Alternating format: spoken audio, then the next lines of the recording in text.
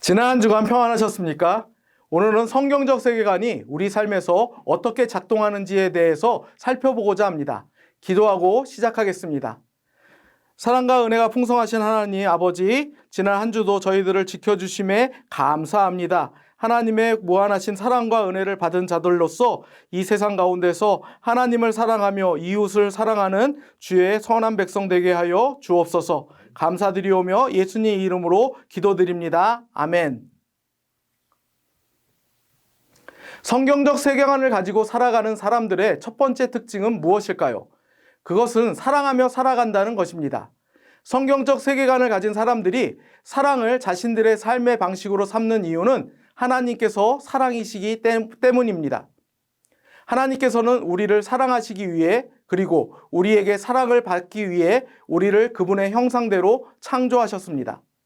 여기서 그분의 형상대로 창조하셨다는 말의 의미는 그분께서는 옳고 그름을 자각하는 능력과 아름다움과 감정을 생각하고 이해하는 능력, 예배하고 사랑할 수 있는 능력, 그리고 자유의지를 가진 존재로 우리를 창조하셨다는 뜻입니다. 한편 사랑은 다른 사람에게 관심을 가지고 그들을 돌보려는 의도적인 결정입니다. 그것은 여러분 자신의 이익을 제쳐두고 다른 사람의 이익에 집중하는 것입니다. 또한 사랑은 다른 사람에게 가장 좋은 것이 무엇인지 찾아내서 그 사람에게 가장 좋은 것을 주기 위해 여러분의 능력 안에서 할 수 있는 모든 것을 하는 것입니다. 다른 말로 하면 이것은 이기심 없이 자기 자신보다 다른 사람을 더 좋아하며 전적으로 그 사람에게 초점을 맞추는 것을 말합니다. 요한복음 15장 13절 말씀을 함께 읽겠습니다.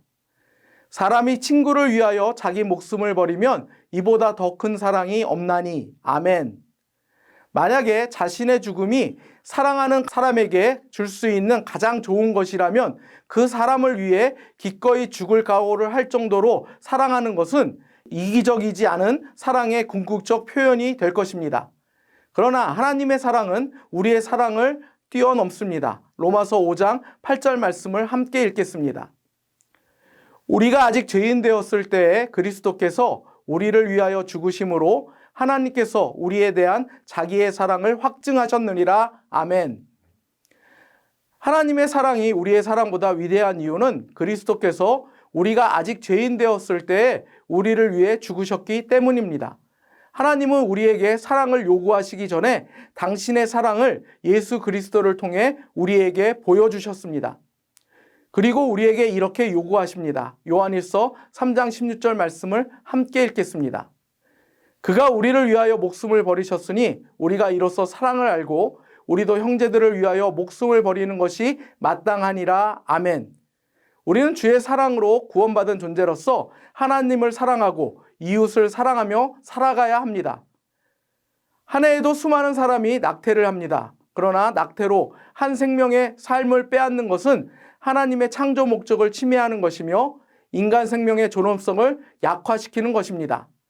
인간 생명이 존엄한 이유는 하나님께서 모든 사람을 사랑하시고 각각의 삶을 향한 계획과 목적을 가지고 있기 때문입니다. 또한 낙태는 생명에 대한 하나님의 설계에 초점을 맞추는 대신 자신의 필요에 관심을 집중시킨 결과이므로 사랑이라는 하나님의 성품을 크게 침해하는 것입니다. 따라서 낙태뿐만 아니라 어떤 문제를 판단하고 결정할 때에는 나의 필요에 관심을 집중시키지 말고 성경적 세계관에 기초하여 하나님의 뜻을 먼저 구하는 저와 여러분 되기를 바랍니다. 오늘은 종교적 세계관 두 번째 시간으로 신천지 예수교 증거장막 성전에 대해 살펴보고자 합니다.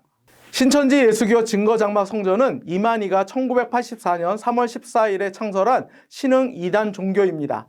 신천지에서는 이만희 교주를 예수님 대를 이은 이 시대의 구원자, 보혜사, 재림주로 사칭합니다. 또한 성경은 암호로 기록된 책으로 모든 것은 비유와 상징으로 풀어야 한다는 비유론으로 사람들을 미혹합니다. 따라서 우리 교회 이외의 장소에서 진행되는 성경 공부 모임에 함부로 참여해서는 안 될 것입니다. 신천지의 핵심 교리 중에 하나는 첫째 부활 교리인데 첫째 부활은 6이 살아있는 선택된 신천지 신도 14만 4천 명이 모이면 순교한 영들이 그들에게 임해 이 땅에서 죽지 않고 영원히 산다는 것입니다.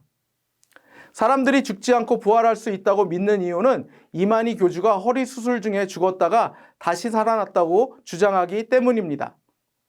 또한 신천지는 창립일이 천년왕국의 시작이며 1987년 9월 14일이 완성이 되는 날이라고 예언하였다가 실패하자 신천지 교인 14만 4천 명이 차는 날 완성된다고 말을 바꾸었습니다.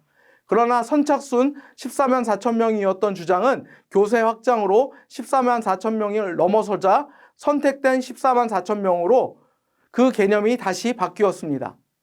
하나님께서는 그 예언자의 말이 응한 후에야 그가 진실로 여호와께서 보내신 선지자로 인정받게 되리라고 말씀하셨습니다. 한 치 앞도 알지 못하는 자들에게 미혹되는 일이 있어서는 안 되겠습니다. 우리의 삶에 평강이 없고 비틀어진 이유는 경외의 대상으로 하나님 이외에 다른 것을 옮겼기 때문입니다. 우리가 하나님의 경이로우신가 그분의 영광을 바라봄으로 하나님 경외하기를 회복할 때 비로소 우리의 비틀어진 삶이 바로잡히고 참된 평강을 얻을 수 있게 됩니다. 나에게로 향한 시선을 돌려 하나님을 바라봄으로써 오직 하나님만을 경외하며 경배하는 저와 여러분 되기를 간절히 바랍니다. 감사합니다.